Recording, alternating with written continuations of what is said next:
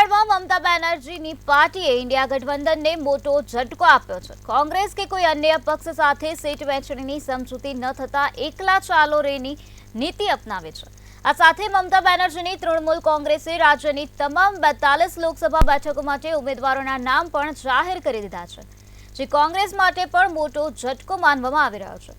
તૃણમૂલ કોંગ્રેસની આ યાદીમાં ચોંકાવનારું નામ ગુજરાતના જાણીતા ક્રિકેટ બંધુ પૈકી એક ઇરફાન પઠાણના ભાઈ યુસુફ પઠાણનું નામ રહ્યું છે।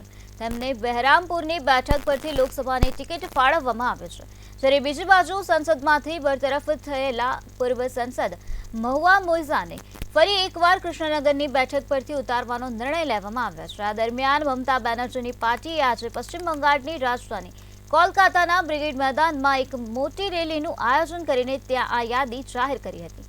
તો ટીએમસીના મહાસચિવ અને સાંસદ અભિષેક બેનર્જીએ કહ્યું હતું કે ભાજપ પાસે ઈડી, સીબીઆઈ અને કોર્ટ છે, જ્યારે અમારી પાસે લોકોનું સમર્થન છે। અમારી લડાઈ ફક્ત ભાજપથી નહીં, પરંતુ ડાબેરી અને અધીર ચૌધરીના નેતૃત્વ હેઠળની બંગાળ કોંગ્રેસ સાથે પણ છે।